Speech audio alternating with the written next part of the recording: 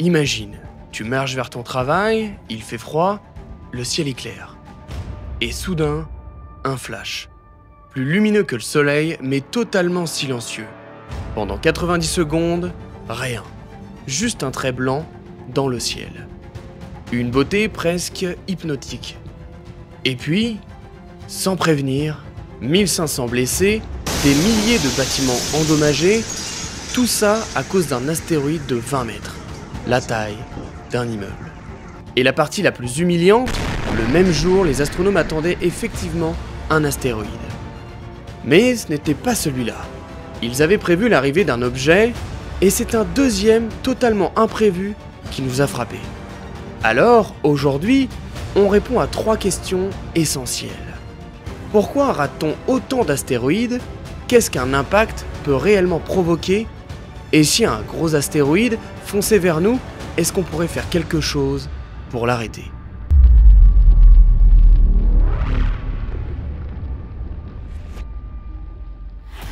Nous voici le 15 février 2013. Au-dessus de Chelyabinsk, un astéroïde de 20 mètres entre dans l'atmosphère à 19 km par seconde. À cette vitesse, l'air se comprime, chauffe, la roche fond. Et l'objet devient une boule de feu 20 fois plus brillante que le Soleil. L'explosion a eu lieu à 30 km d'altitude. Trop haut pour produire un son immédiat, alors les gens restent juste là à regarder. Puis, la vague arrive.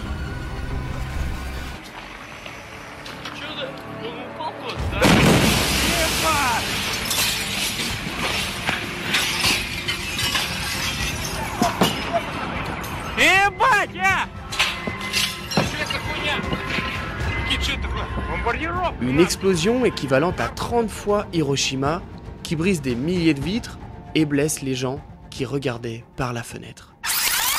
Ok, petite pause science. Tu veux comprendre pourquoi un caillou de 20 mètres peut exploser comme 30 bombes d'Hiroshima? Eh bien, c'est très simple. Et c'est presque assez flippant. D'un côté, tu as un frigo et de l'autre, un astéroïde. Ce n'est pas le poids qui tue, c'est la vitesse. Et là-haut, tout va beaucoup trop vite. De ce côté-là, on a le frigo. Imagine que je te lance ce frigo à 10 km/h. Ça te fait mal, ok, mais tu survis. Puis là maintenant, je te dessine un autre frigo. Maintenant, imagine que je t'envoie le frigo à 19 000 mètres par seconde. C'est 68 000 km/h. Là, c'est plus un frigo, c'est une petite bombe nucléaire avec une poignée. Et un astéroïde, même petit, arrive à cette vitesse. Donc même un caillou de la taille d'un bus, c'est un missile interplanétaire. Et pas besoin qu'il soit énorme, parce que la vitesse transforme un caillou en une arme de destruction massive. Voilà pourquoi, en Russie, cet astéroïde a explosé comme une bombe alors que l'astéroïde faisait la taille d'une maison. Dans l'espace, la vitesse, c'est la vraie brute. Et pourtant, ce n'est pas le pire. Le pire, c'est que personne ne l'avait vu venir, parce qu'il arrivait depuis la direction du Soleil. Et un astéroïde qui arrive depuis le Soleil, c'est invisible pour tout le monde.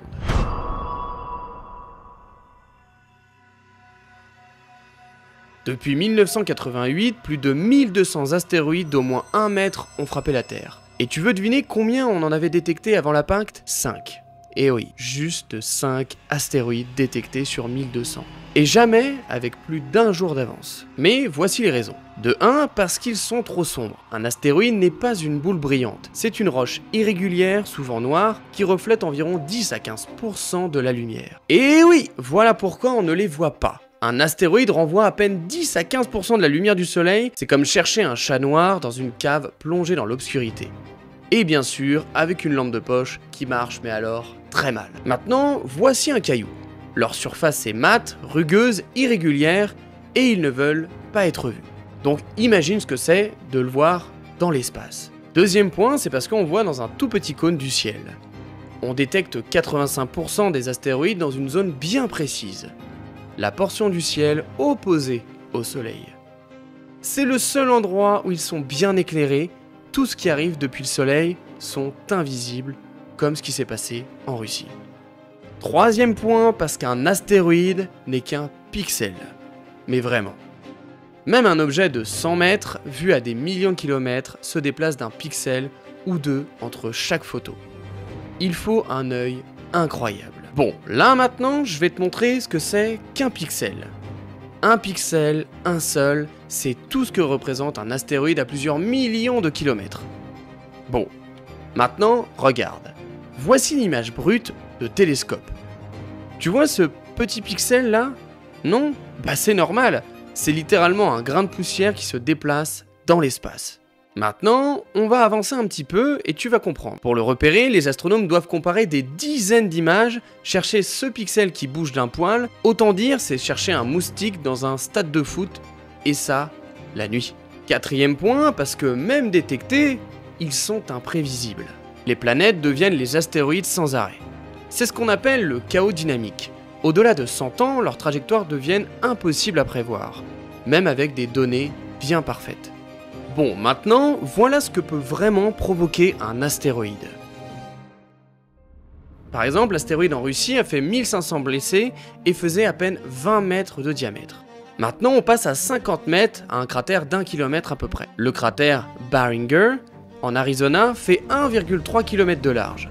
Il a été provoqué par un objet de 50 mètres et une énergie libérée de 10 mégatonnes, soit environ 600 fois Hiroshima. Maintenant, passons à un diamètre de 300 à 800 mètres, l'équivalent d'un pays détruit.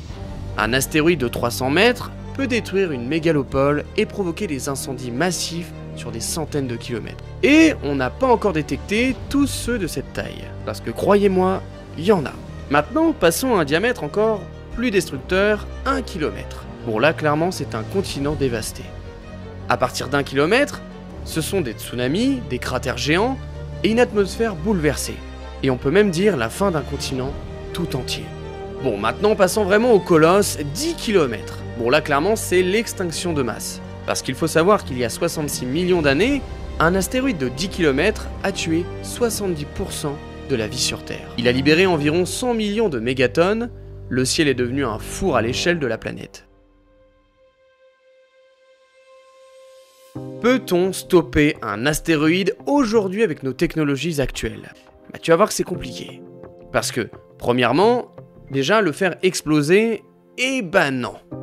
Les astéroïdes sont souvent des Rubble Pills. Bon, c'est quoi un Rubble Pills? Un astéroïde, c'est rarement une boule solide. Regarde, c'est littéralement un tas de gravier qui flotte dans l'espace tenu seulement par la gravité. Tu balances une bombe nucléaire dessus, tu éclates juste le tas en 1000 morceaux qui continuent dans la même direction. Et ensuite, tout se recolle, comme un flocon de poussière cosmique. C'est pour ça que l'option Armageddon, bah ça n'existe pas en vrai, et j'ai envie de dire, heureusement. Deuxième problématique, le pousser. Bon bah là pareil, c'est impossible. Coller un moteur dessus, déjà, on ne sait pas s'y accrocher. Et ensuite, il faudrait pousser pendant des siècles. Parce que là on parle quand même d'un astéroïde qui bouge, qui tourne, et en mouvement, et en plus de ça, il faudrait le carburant nécessaire, tout simplement pour le pousser pendant très longtemps. Troisième hypothèse, les lasers. Bon, déjà là, pas assez de puissance et on n'a pas la technologie actuelle. Il faudrait des lasers qu'on n'a pas et les envoyer directement sur place. Et pas depuis la Terre directement. Quatrième, l'emballer dans du métal. Bon, là je laisse Indiana expliquer. Ça marche. Oui, ça a été proposé, emballer un astéroïde dans de l'alu, sauf qu'il tourne à 40 000 km/h, donc bon, bah, j'ai pas besoin de vous l'expliquer. Bonne chance. Cinquième point, évacuer une ville. Eh bien même ça, bah ça marche pas. Les routes se bloquent, les gens paniquent, les modèles d'évacuation montrent qu'une ville ne peut pas fuir à temps. Bah oui, parce qu'on a quand même un gros caillou qui nous fonce dessus à quelques dizaines de milliers de km/h, et bon, dire aux gens de partir en l'espace d'une demi-heure, d'évacuer toute une ville, ça reste assez compliqué. Bon, par contre, on va éviter d'être trop pessimiste, il y a quand même des solutions qui ont vu le jour depuis. Faut quand même être honnête. Bon, on n'est pas totalement resté les bras croisés, en 2022, la NASA a mené la première mission réelle pour dévier un astéroïde, et on l'appelle la mission DART. L'objectif, foncer volontairement une sonde de 600 kg à plus de 22 000 km/h sur un petit astéroïde, Dimorphos, juste pour voir si on pouvait le pousser. Et contre toute attente, eh bien ça a marché. L'impact a modifié l'orbite du petit astéroïde de 32 minutes, ce qui, dans l'espace, est une prouesse immense. C'était la première fois de l'histoire de l'humanité qu'on change la trajectoire d'un corps céleste. Mais je vous vois venir, maintenant ça y est, on est sauvé, c'est possible, etc. Bon, attention quand même, parce que la mission DART fonctionnait sur un astéroïde de 160 mètres, et uniquement parce qu'il tournait autour d'un autre astéroïde, ce qui facilitait les mesures. Et même là, l'astéroïde est resté entièrement intact. On l'a juste très légèrement dévié, mais pas pour sauver la Terre. Pour un astéroïde d'1 kilomètre ou plus, DART serait... ouais, une piqûre de moustique, je pense. En gros, la mission DART, c'est la preuve qu'on peut taper dans un astéroïde. Mais c'est aussi la preuve qu'on n'a pas encore de quoi empêcher un vrai cataclysme. On a réussi un coup franc dans le vide, mais on ne sait toujours pas défendre un penalty. Alors oui, c'est un début, un tout petit début, mais si on veut vraiment être prêt, la détection reste notre seule vraie arme. Et maintenant, il est temps de comprendre pourquoi. Voici la seule arme qui peut vraiment nous servir, les voir venir. Avec tout ce que l'on vient de voir, on pourrait croire que l'humanité est condamnée si un astéroïde arrive droit sur nous. Et parfois, bah ouais. Mais pas toujours, parce qu'en réalité, il existe une vraie solution, une seule, et elle marche. Elle s'appelle la détection. Voir l'astéroïde des décennies avant qu'il n'arrive, c'est notre seul vrai super pouvoir. Mais nous, aujourd'hui, la science peut réellement nous sauver. Parce que on a juste le temps d'anticiper et peut-être trouver une manœuvre pour le dévier, pour s'en débarrasser avant qu'il percute la Terre. Un comité international a rendu un rapport très clair à ce sujet. Nous n'avons aucune technologie capable de dévier un astéroïde d'1 kilomètre. Aucune bombe, aucun moteur, aucun laser, et du coup aucun plan hollywoodien. Absolument rien. Le seul endroit où on peut gagner, c'est avant que l'astéroïde ne devienne un problème. Quand il est encore loin, manipulable et surtout invisible pour la plupart des gens. Car si l'on détecte un astéroïde 20 à 30 ans avant l'impact, alors là, tout change. Avec autant de temps, un impacteur cinétique comme DART pourrait fonctionner. Plusieurs missions pourraient être envoyées successivement, on pourrait modifier sa trajectoire de manière infime, mais suffisante. Ou même, simplement déplacer son centre de gravité de quelques millimètres. Et crois-moi, dans l'espace, un millimètre aujourd'hui, c'est des milliers de kilomètres dans 30 ans.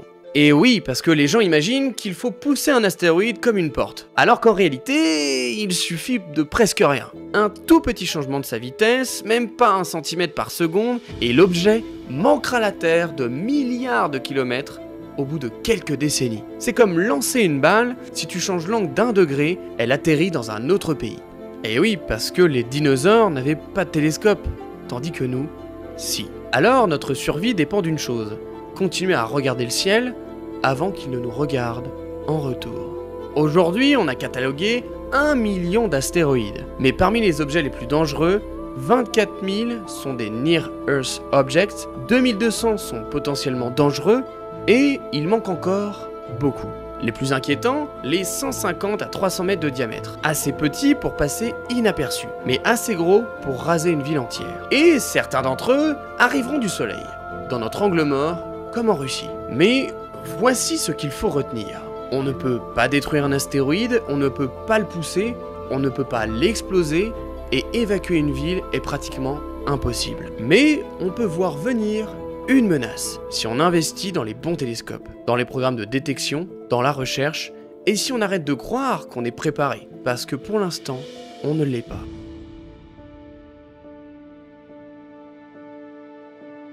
Hello tout le monde, bon j'espère que la vidéo vous aura plu, j'ai essayé de faire une vidéo peut-être plus compréhensible que la dernière que j'avais faite sur les astéroïdes, où là justement je vous parle un petit peu des dangers liés à ça et les progrès de la science on va dire, ce qu'on doit faire aujourd'hui pour justement en détecter un maximum, parce que vous voyez les petits points justement de la détection d'un astéroïde qui vient du Soleil, bah en fait on les voit pas venir tout simplement, et c'est exactement le même problème qu'on a avec les exoplanètes situées autour d'étoiles similaires à la nôtre, c'est qu'en fait le Soleil éclaire beaucoup trop, est beaucoup trop puissant, et dites-vous que si on n'arrive pas à détecter juste une exoplanète autour de son étoile, imaginez un astéroïde, tout simplement. On a dépassé les 50 000 abonnés, et pour ça un immense merci. Et sachez que vous pouvez toujours vous abonner à la chaîne Instagram, parce que je sais que j'ai mon canal de diffusion au cas où il y a des aurores boréales. Enfin bref, vous avez compris. Donc il faut travailler dur, c'est ce que je fais, et j'espère en plus que ça vous plaît, parce que je le fais avec mon cœur. mon âme et je donne tout pour que la chaîne fonctionne et que vraiment vous soyez satisfaits.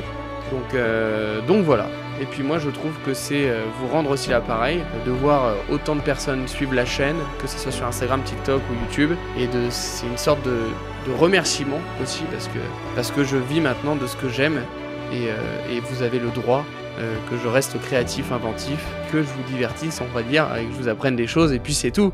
Voilà, et voilà, donc grâce à vous j'avance et c'est grave cool. Et pour ça un immense merci à tous et les prochains projets sont juste incroyables. Donc voilà, écoutez, c'était une petite aparté pour la fin, pour ceux qui avaient envie d'écouter le développement de la chaîne. Mais voilà, en tout cas, je vous remercie du fond du cœur. Et pour ceux qui ne connaissaient pas la chaîne, abonnez-vous à Indiana Space et bienvenue.